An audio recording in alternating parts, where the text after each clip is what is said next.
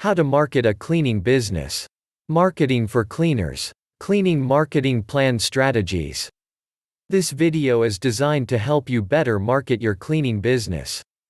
In addition, in the description below this video, you'll find a link to a page where you'll get a free collection of 17 books covering each and every aspect of small business marketing. A gift to you with our compliments. Now, how do you judge the effectiveness of your marketing efforts? Easy. Does it produce results? Great-looking ads, fancy logos and flashy websites are worthless if they don't bring in sales. This video presents 10 common marketing mistakes that can help you produce better results. 1. Not having a clearly defined, unique selling proposition, USP. Do you want to fit in, or stand out? In order to thrive in today's cluttered marketplace, every business owner must be able to clearly articulate an answer to the question, why should someone do business with you, rather than your competitor? What makes you unique? Your answer to these questions constitutes your unique selling proposition. Do you offer 24-hour, 7-day-a-week service? Do you offer the lowest price? Do you offer a no-risk guarantee? A strong USP helps you to stand out in a crowded field. 2. Selling features rather than benefits. Someone once said, "No one ever bought a drill bit. Millions of people have bought a hole." People don't buy features, they buy benefits. They are tuned into radio station, WIIFM, "What's in it for me?"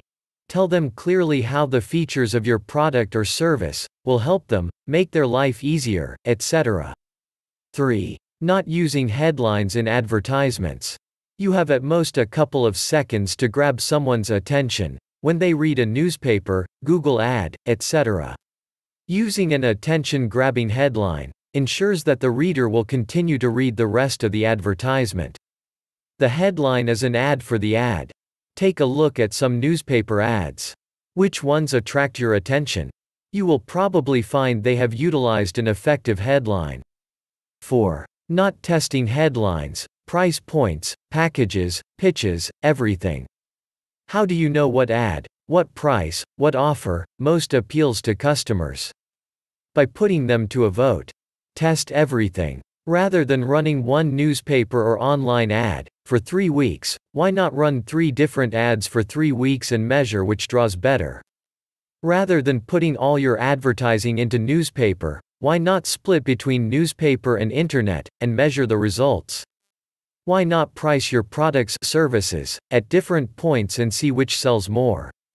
Is cheaper always better? Not necessarily. Each situation is unique. One price may outperform another for a myriad of reasons. Your job is not to know why, but to find what works. Test, test, test. 5. Making it difficult to do business with you. Are your sales staff knowledgeable about your products? Does someone answer your phone promptly, and in a friendly manner? Can people find your phone number, location? Put yourself in your customer's shoes.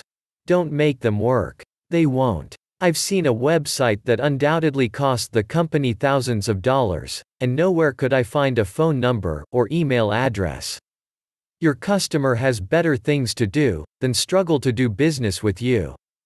6. Not finding out what your customers' needs are. What is the first step in filling your customers' needs? Discovering what they are. What's most important to them? Don't even try to guess. You may think price is most important, when what they really want is fast service. You may believe fast service is what they want, when what they desperately want is a friendly, personal touch. How do you find out? People won't tell you unless you ask. So ask. 7. Not maintaining an up-to-date customer database. Your customer list is pure gold. Rather than always working to bring new customers in the door, why not take advantage of the goodwill you have already built with your existing clientele? Experiment with extending special offers to your customer base. Ask for referrals. Send them a card on their birthday. Call and ask what they most enjoyed about doing business with you, or what they disliked doing business with you. You worked hard to develop these relationships. Recognize their value, and work hard to re-delight them. 8. Not eliminating the risk. What stops a customer from buying from you? Are they unsure that your offer is worth their hard-earned money? Make it easy to decide to buy from you. How can you reduce their risk? If you are in a service business, let them try your service at no cost. If you are a lawyer or consultant, offer them a free consultation.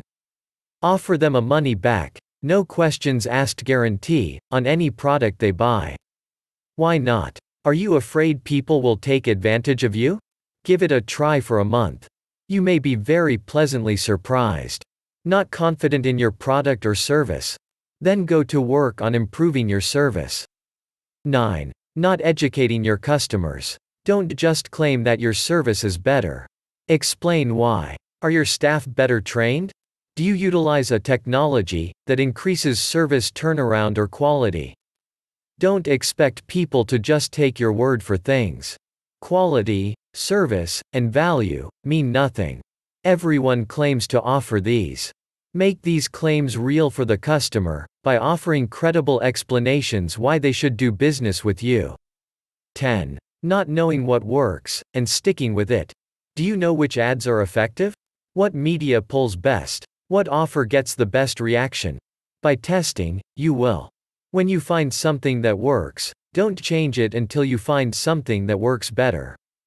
Just because you're sick of an ad or an offer isn't a good enough reason to change it. You can supplement with other ads and offers. If it works, keep it.